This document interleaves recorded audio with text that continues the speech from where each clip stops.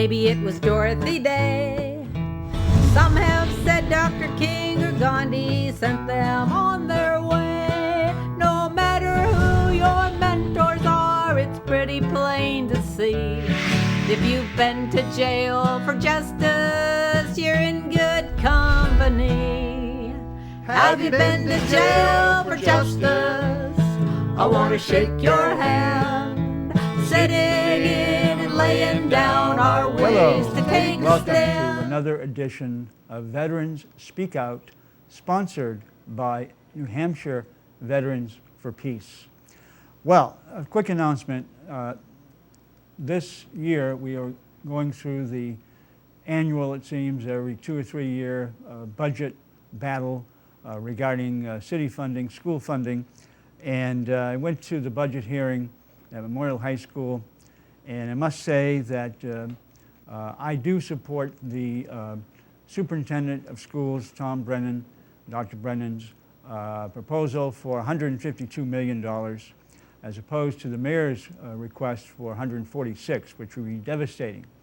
Tom Brennan has an integrity and a fairness that I think would be apparent if people studied the budget and listened to his defense of it.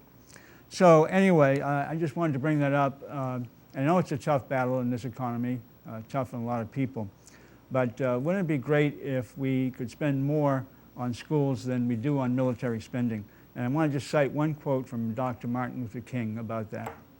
He once said, "A nation that continues year after year to spend more money on military defense than on programs of social uplift, including education, is approaching spiritual death."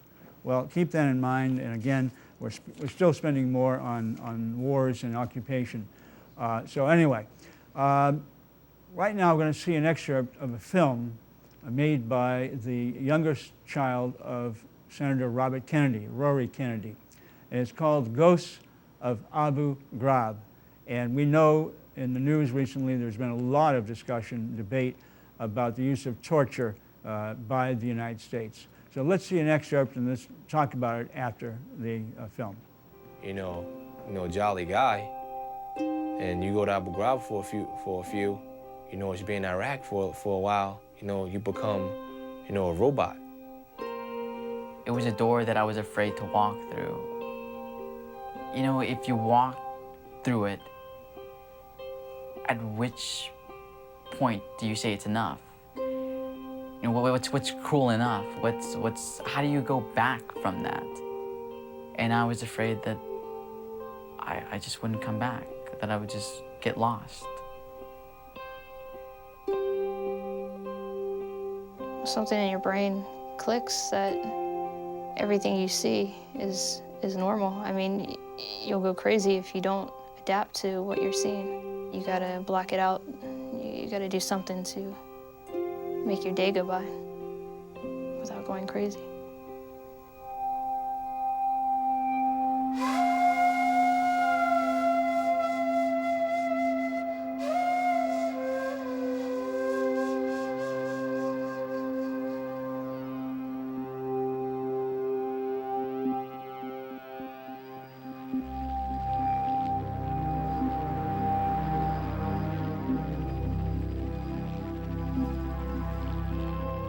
These acts of mass murder were intended to frighten our nation into chaos and retreat. But they have failed. Our country is strong. A great people has been moved to defend a great nation. America and our friends and allies join with all those who want peace and security in the world. And we stand together to win the war against terrorism. I was in Algebra 2 class. And it was just a regular day. We're sitting down waiting for class. And then there was an announcement. It was brought into real retrospect when my friend Chris, he leaned over and he's like, "Hey, aren't you in the reserves?" And I thought, yes I am. I am in the reserves. How is this gonna affect me? The ultimate reason I joined was to be a part of the effort to make the country a safer place. I wanted to help protect our country so that people that wanted to come in and attack us wouldn't have that opportunity again. It made me feel like we have to do something. It made me feel like, someone has to pay. It's like we can't let 2 buildings get blown up and not do anything about it.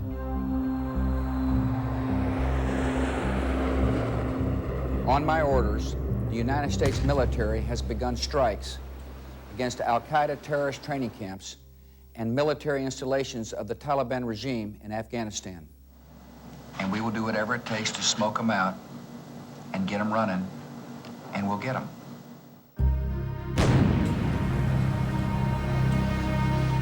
The Geneva Convention's question doesn't really come up until the war in Afghanistan starts and people start to come into the custody of our forces there. And so the Defense Department wants to know, what is the status of the people we're catching, the al-Qaeda and Taliban fighters?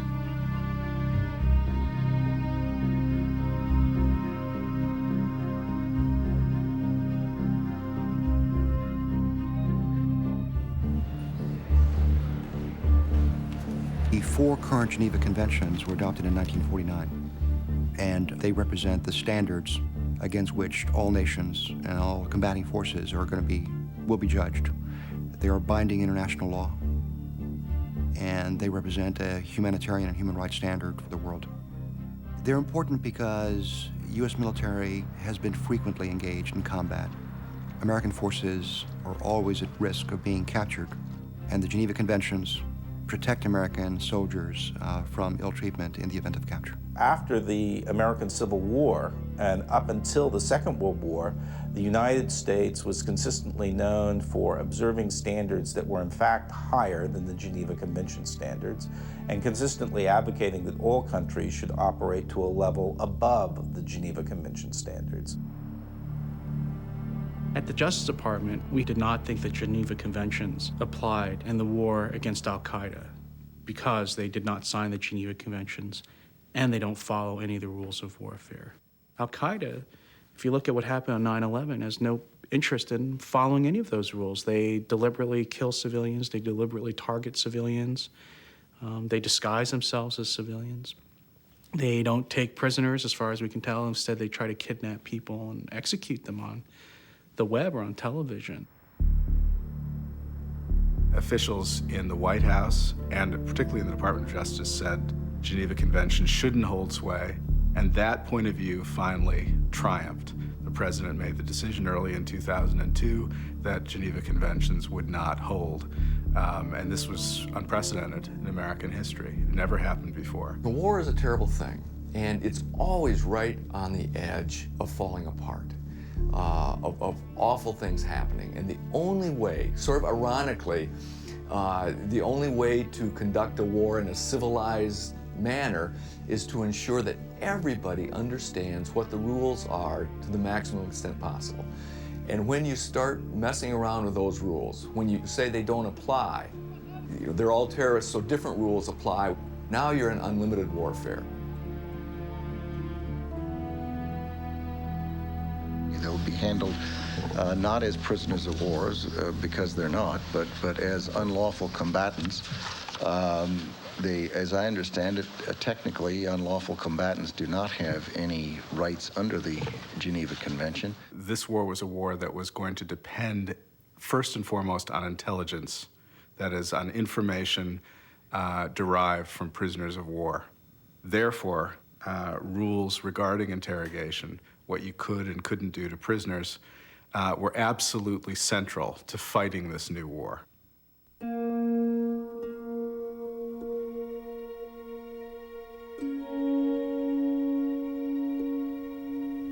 The Department of Justice built a theory that essentially would render moot, render powerless, the various undertakings that the United States had signed on to that prohibited torture. The most obvious one is the Convention Against Torture. Statute does not define many of the terms that it uses. It doesn't say what severe means, for example. It doesn't really contain any definition of physical pain or suffering. So our job was try to figure out what did that statute actually mean, because the words are ambiguous, vague, and had not been interpreted before. Our office eventually issued a memo in August of 2002 to the White House. Physical pain amounting to torture must be equivalent in intensity to the pain accompanying serious physical injury, such as organ failure, impairment of bodily function, or even death. The heart of this argument is to redefine torture so it is so narrowly conceived, it essentially allows very, very severe interrogation that cannot be construed to be torture. What this memo articulates is the view that torture is prohibited, but torture is defined very, very narrowly to consist almost of imminent death or loss of bodily organ or function. A definition of torture that was later criticized by another observer as the kind of definition that probably would have justified most of what Saddam Hussein was doing in his prisons as not being torture. I can remember sitting in my office and I'm reading some of these memos. It was stunning. It literally took my breath away. I couldn't believe that I was reading this and that it hadn't been shredded and burned and buried as the wild imaginations of some lowly lawyer in the bowels of justice that should never see the light of day. But now suddenly it's become U.S. policy. Iraq continues to flaunt its hostility toward America and to support terror. The terrorist threat to America and the world will be diminished the moment that Saddam Hussein is disarmed. And we believe he has, in fact, reconstituted nuclear weapons. There's no doubt in my mind that he has weapons, chemical and biological weapons, and has been working on nuclear weapons.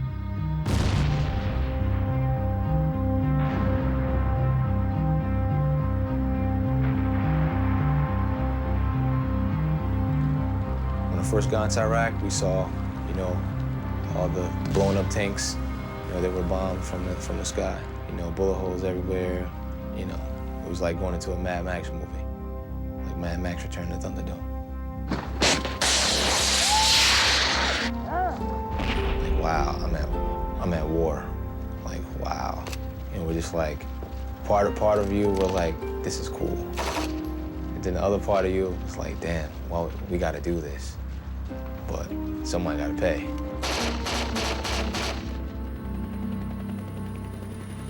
I remember as we left Kuwait, I volunteered to be a gunner.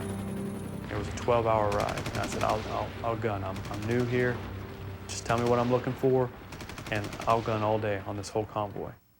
And I said, but the only thing I need to know is the rules of engagement. And they all kind of look at me. I'm like, I need our rules of engagement. I've never been in a combat zone before. And they said, well, if it looks like the enemy, shoot it.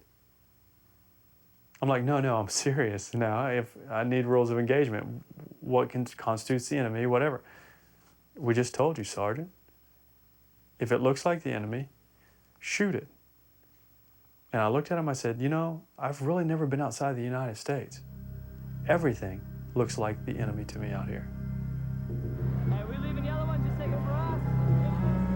These two.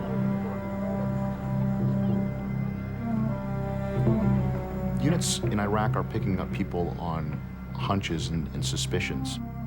For instance, you'll get an intelligence report that someone driving a black Opel, which is a model of car over there, was involved in an IED attack. So they'll just round up people with black Opels and bring them in for interrogation. Any kind of hunch that these units had, they would act on it and arrest people. They just arrested everyone. وباب تنفتح علينا باب البيت من ضربة قوية. وطلعنا نشوف شكلهم الأمريكان داخل البيت كلهم. بنات دقوا علينا اطلعوا برا. طلعونا كليتنا برا. احنا الأطفال والنساء واحنا الرجال. عزوا النساء والأطفال على صفحة واحنا الرجال على صفحة. وهاي 9 بالليل تقريبا. شلون جو بارد. فالأطفال قاموا يبكون من الخوف الرعب مال الدخول علينا وياهم تكرم كلاب إضافة إلى الأغراض اللي كسروها والأغراض اللي انباقت من البيت ذهب وفلوس. فطلعونا أني وأبوي الله يرحمه وعمي وولد عمي، خذونا طلعونا برا، وهذا ضربونا دي ورا وهذا الواير، مشونا سرة بالشارع، قعدونا بالشارع. هاي أول بدايته، يعني أول بداية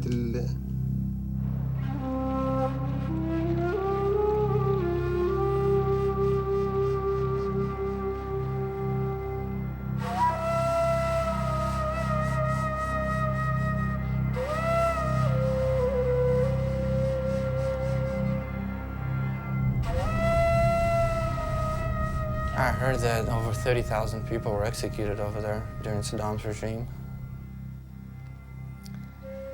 That they were buried right there, most of them were.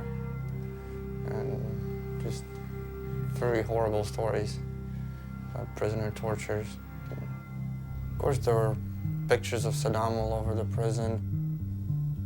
The place was horrible.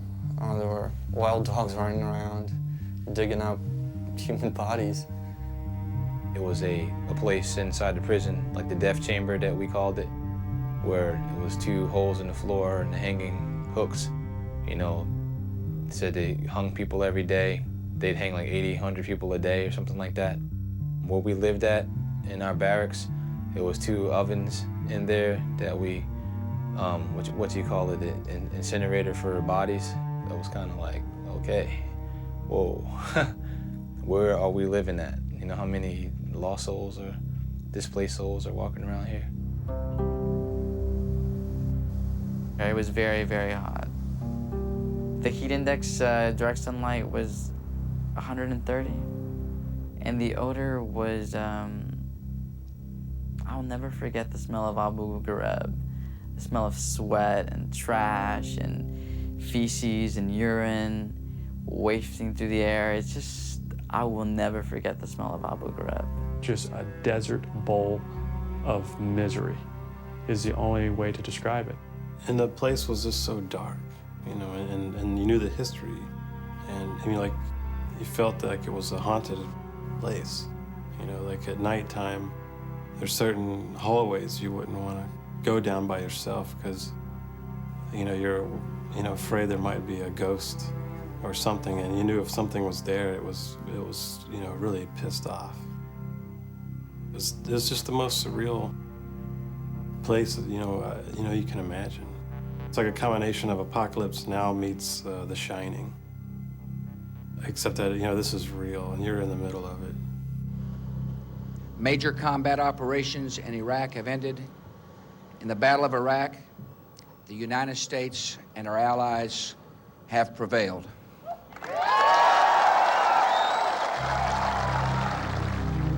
We got fucking at least 3 missiles here.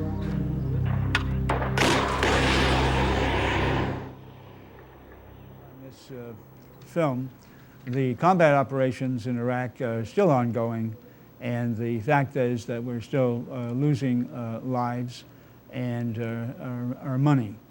Anyway, look, torture, does it work? Is it legal? Does it harm our own troops? And by the way, one of the people in the film, Rear Admiral Houston, now teaches at Franklin Pierce Law School. Well, the leader of an interrogation group in Iraq at Abu Ghraib, who did 300 interrogations and supervised over 1,000, he says that the use of torture by the United States has proved so counterproductive that may have led to the death of as many U.S. soldiers as civilians killed in 9/11. And the reason why so many, and by the way, I would just reiterate that the attack on 9/11 was a criminal action, not the action of an independent sovereign state.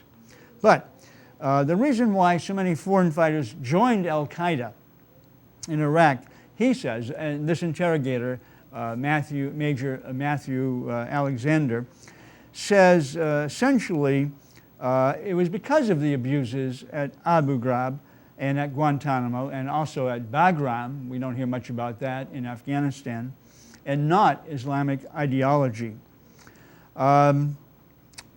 Basically, it played into the hands of al-Qaeda because it did allow them to recruit, do a lot of recruiting. And it shows us basically, we're supposed to be a country that stands for human rights. We base our actions on laws and treaties, the Constitution, the Geneva Conventions, for example, the UN Charter. And we violated those under Bush and Cheney. And by the way, in terms of torture, people will tell you a minimum. This is the guy who has had all this experience, Major Alexander, to make the pain stop. They might tell you the location of a house used by insurgents, but not that it is booby-trapped. And anyway, he's got a book called How to Break a Terrorist. And I would add now that the memos that were just released because of the ACLU confirmed, or the CIA director confirmed, that two top insurgents waterboarded one of the big leaders, allegedly, Khalid Sheikh Mohammed, was waterboarded 183 times. And Abu Ghraib was waterboarded 83 times. Why were these men in particular receiving so much of this torture technique?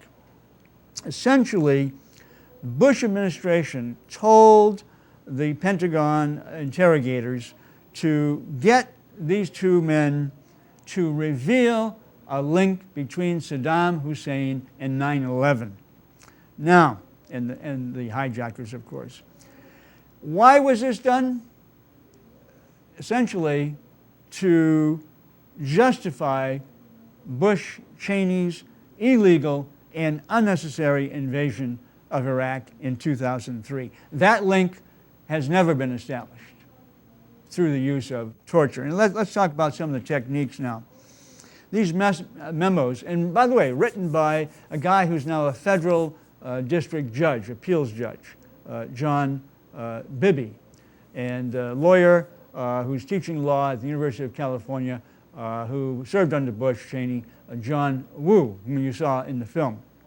Well, the memos included techniques: banging heads into walls 30 times in a row, prolonged nudity, humiliation, putting garments on them, having women expose their breasts to them, repeated slapping, dietary manipulation, dousing with cold water as low as 41 degrees.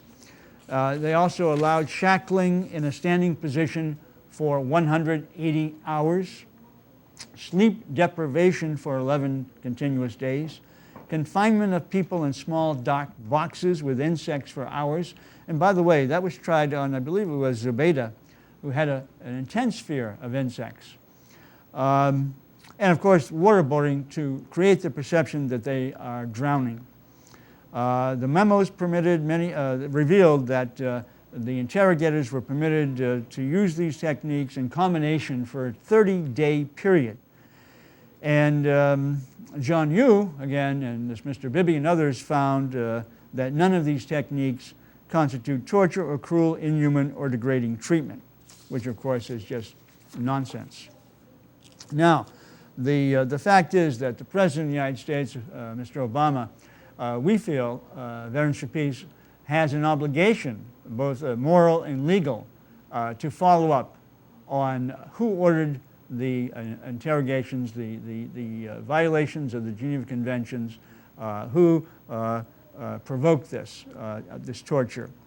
I mean, people who say, well, we were only following orders. We know about Nuremberg and the Nazis we put on trial there, and some of them, of course, were hanged for saying their defense was we were only following orders. Lieutenant William Calley in Vietnam, we were only following orders. And by the way, torture techniques are not new.